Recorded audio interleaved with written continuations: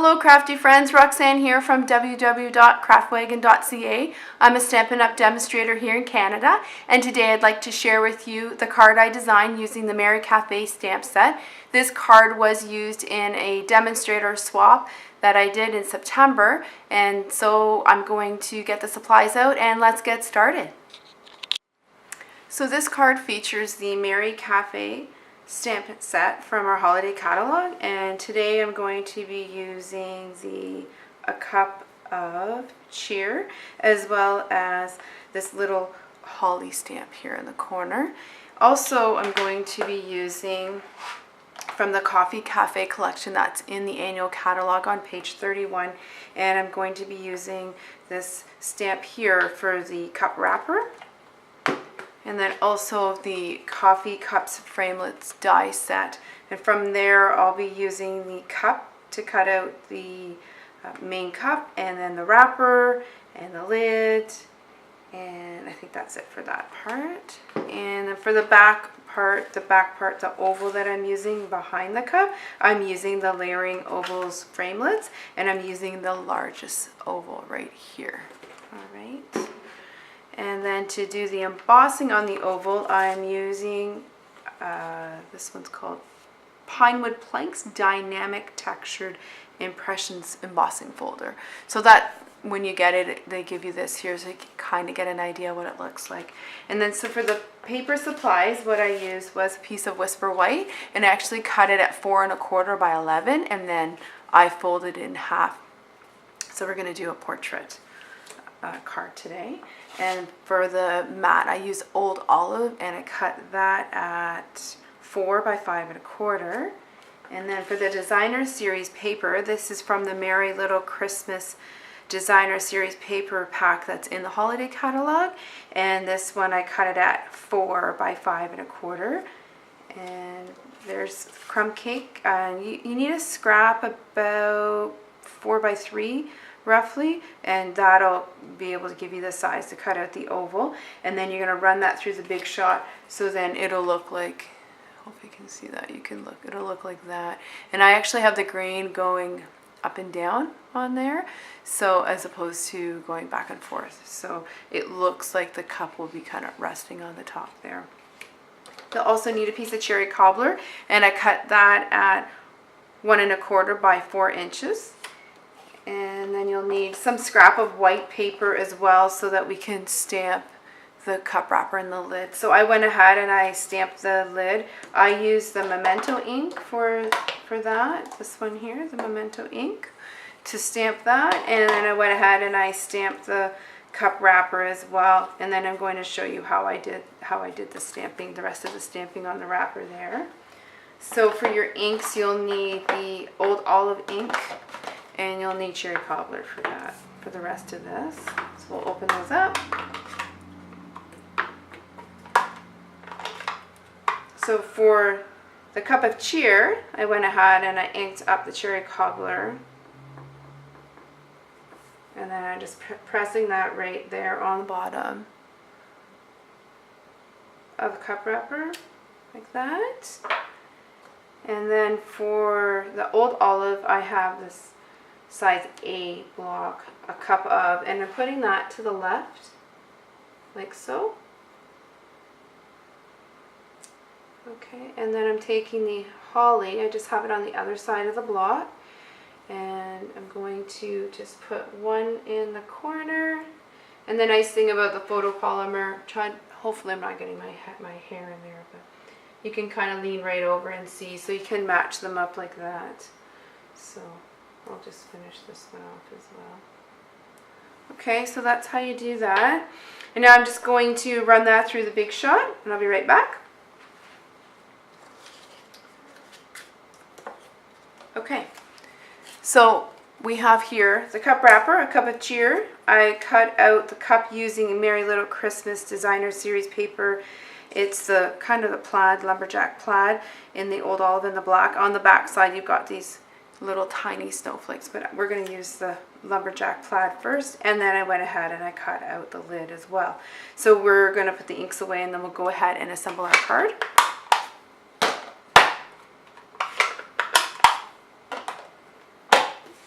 Alright, so for the card, what I did was I took the cup and I'm going to put that flat on the oval there like so. And then for the lid, I think I'd like to bump that up with some dimensionals as well as the wrapper. So we'll just get the dimensionals and we'll do that next. Okay, so for the dimensional part, we're going to put that on the back of the cup wrapper and then on the back of the lid as well, just to give that 3D effect. So little tip someone gave me, if you press your nail here in the middle of the dimensional backing, that kind of helps that to pop off a little bit easier. So I like that tip. I thought that was a good one. So I share that with you. Right? Okay. Fight a little bit with the backing. There you go. And then pop that on the cup like so. So that's the cup part done. And then for this part here, we'll put it together. We'll just throw the tape runner around a little bit. So just shake it up. Now a lot of people are using fast fuse now. You could use fast fuse as well. I'm pretty happy with the tape runner. Also because, the fast fuse are not friends. Not yet. We're working on it. So I keep trying, but I'll do it a couple times and it'll look great. And they're not so great. So what I did a little bit different for this one, instead of completely matting the designer series paper, I just have it matted at the top and the bottom. And I'm going to show you how to do the twine. I forgot to say that you need some jute twine, and this is new twine that we have in the new holiday catalog. It is on the same page as a Merry Christmas designer paper as well. I'll just show you the catalog really quick. So here's the designer series paper here. There you go. So this is the one we're using today, and then there's the jute as well, and they also have this cute paper as well, this in the catalog. I put that in my holiday haul, that one there with the little music notes as well, so love that paper. Okay, so this is your cherry cobbler piece, and what I'm going to use is go ahead and use my glue dots, and I just put a couple on the back, and this is to help hold down the jute on the back of the banner there. Okay, so I'm going to put this here and then bring that around like that. You want it fairly snug, not too tight, but fairly snug. And then you could trim that piece off there. So that's about a 5 or 6 inch piece, and then you can go ahead and grab another little piece. If you have your roll there, I just leave it on the roll and tie it. That way I'm not having as much waste. So then I'll just kind of make sure the tail is the size I want it to be. And then I'm only trimming off this one end. So a little bit less waste, so your supplies go a little bit longer. I'm going to trim that just a smidge like that. And to attach it to the back of the card, I actually take the dimensional and I put it over top of the twine, and that keeps it a bit more snug, so we don't want that really moving around because we did the cheating method. You can take your twine and go all the way around, but this is a way to kind of get your supplies to go a little bit farther. So for this card, when I designed it, I just decided I wanted it to be kind of in the middle. Sometimes I like them to be a little bit skewed as well. And for this, again, I'm going to put the dimensionals on here because we have the twine there, so it's going to be raised anyway. So we'll go ahead and put those dimensionals on there like that. Okay. And one more. There we go. Ta-da! And there's the card, and we're just missing one thing. I want to put some berries on here, and the stamp set does have berries on it, and when I originally did the design, I put the berries on the stamp and then I colored them in with a cherry cobbler marker. But then I had this great idea that it just needed something else. so I decided to go with the pearls. And so with the pearls, if you have like an alcohol-based marker, you can actually color them whatever color you like. So these are markers that Stampin' Up! Used to sell, but they're retired. But if you have a Sharpie marker, you can go ahead and do that. So what I did here is I just took the marker and I just colored right over the pearls like this. And now, magically, I have color coordinated embellishments. And then, so I'm just going to pick those up carefully. Now they might still be a bit wet. I might go ahead and use my little pokey tool. It has a name. I called it the pokey tool.